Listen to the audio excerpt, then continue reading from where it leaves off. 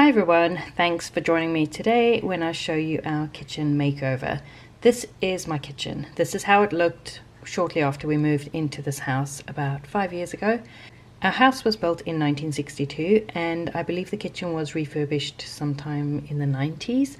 The layout works really well, the cabinets are all fine. Some of the hinges do need replacing on the corner cabinet doors, but other than that everything was sound. I absolutely despised these dark green kitchen counters though.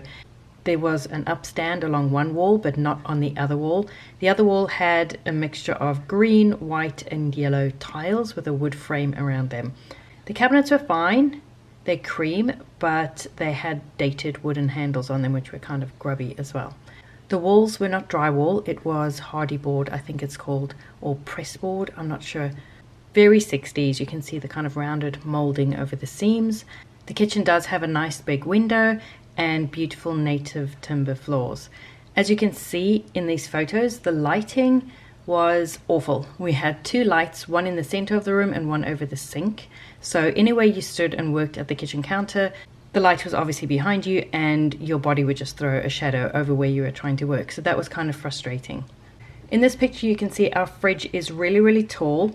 It is taller than fridges that you can buy in New Zealand. We bought this one in England and we had to remove the cabinet that went above the fridge because you can kind of see on the side there the space for the fridge wasn't tall enough.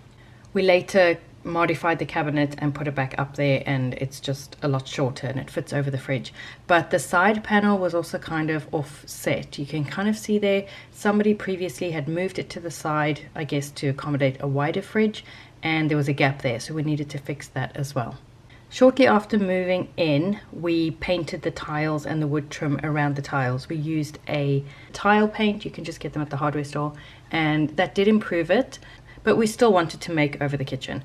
We also replaced the tap shortly after we moved in because the tap wasn't very good. But the tap that we replaced it with was kind of a little bit difficult to use. The handle was very stiff and I also wanted one with a pull down sprayer. So we ended up replacing the tap in our makeover as well. So these are just a few clips showing how the kitchen looked before we started work on the makeover. Just looking back at this footage, I promise you I'm not going to be missing those dark green counters. We also wanted to replace the stove. The stove was working fine. The fan element in the oven didn't work, but the bake element did, so everything was functional. We just preferred to have a built-in oven and hob for a more streamlined, modern look, and also we wanted to get a gas hob rather than an electric one. So we ended up removing and replacing the stove when we did our makeover as well, which you'll see in a minute. So this is how the kitchen looks after the makeover. We ripped out the old kitchen counters and ordered new ones and installed them ourselves because it was so much cheaper than getting it done for us. We replaced the stove with a cabinet in which we installed a built-in oven. We put a hob in, which is a gas hob. We did have to get that connected by a qualified gas fitter. We replaced the tap. For the wall treatment, to get this shiplap look, I used laminate flooring. I just cut off the tongue and groove along the lengths and then spaced them out slightly to get that gap between them. I painted them with a laminate primer and a laminate paint. I did 3 coats of paint on top of the primer and let them cure for the appropriate time in between, and it's cured really hard and waterproof and durable. I did the same wall treatment in our hallway and I'll link the video here showing you the hallway makeover, and that has held up so well over the years. We bump it, we scratch it, we knock it, and there aren't any scrapes or scratches. The paint is so durable that I knew it would hold up well in a kitchen. I do like how the laminate flooring planks that I used kind of has a bit of a wood texture. It just gives such a nice subtle texture to the walls and a bit of character and interest. I will share another video showing the whole process of making over the kitchen and all of the costs involved as well, but for this video I just wanted to show you how it turned out. Unfortunately, it was pointed out to us when the gas fitter came to connect our hob that these planks are not actually flame proof. So we ordered a glass backsplash to go behind the hob. I was gutted about this at first. I really didn't want anything to interrupt the visual line across the back wall, but we managed to get the white color matched exactly to the color of the laminate paint, and it's really not that noticeable. It doesn't really break up that visual line, so it ended up being fine. The hob that we chose is a Palmco brand hob from Bunnings. Most of the hobs that we looked at either had a knob configuration like this, where the knobs take up half of the width, but then the whole knob panel goes the full width of the hob, or else like this, where the knobs take up half of the depth, but the knob panel takes up the full depth. And we just felt like that was wasted space. So when we saw this hob, where the knob panel only takes up half of the width, we thought this was perfect. It was the most practical and made the best use of space, and we've been really happy with it so far. This is the doorway onto the back passage, and I really like the original 1960s reeded glass door. We continued the paneling behind the door, and I also added 2 rails. These are Fintorp rails from IKEA. We don't have an IKEA in New Zealand, so I had to order these through a company which imports IKEA products. I chose to do 2 rails, one rail with the hooks and one above it without the hooks.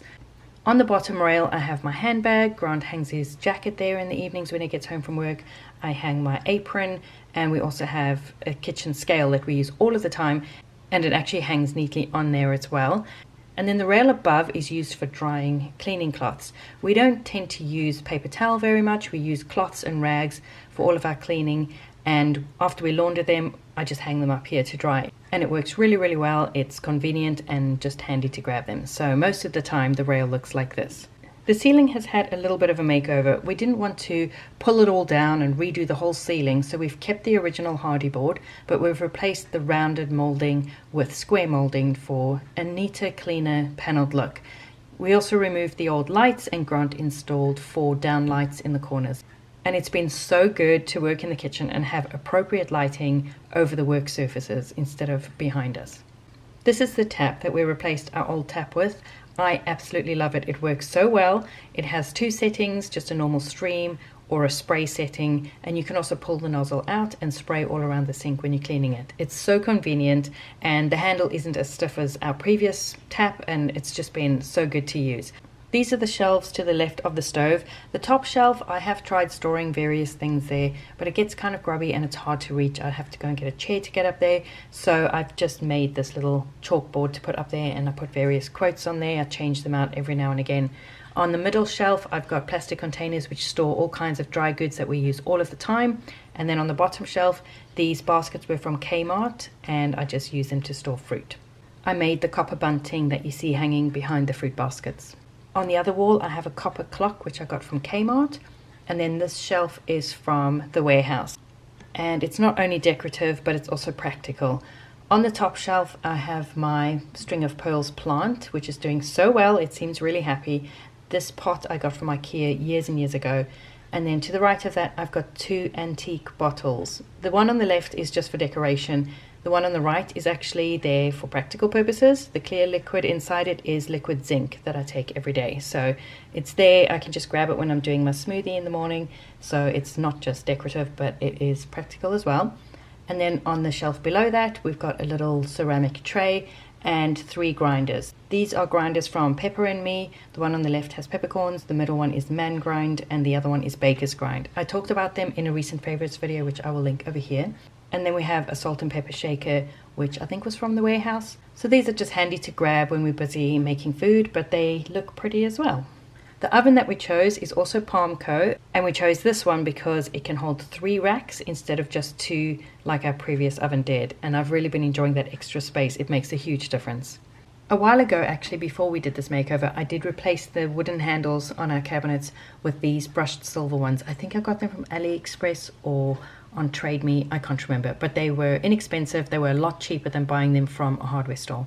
They also made a big difference to kind of freshen up and update the look of the kitchen.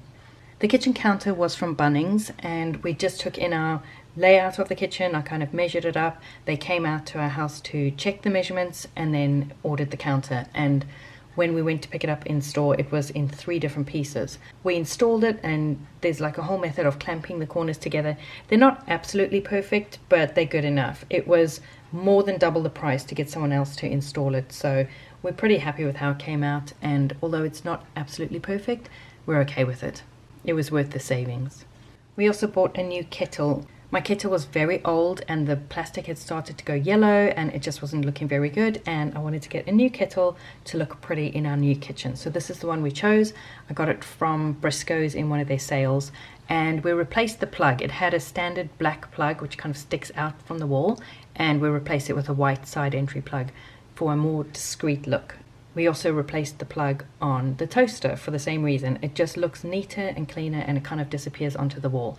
This is how the previous plug looked. This is my crockpot plug, and the kettle had the same plug, so did the toaster, and I think it looks so much better with the white side entry plug. Little details like that can make such a big difference.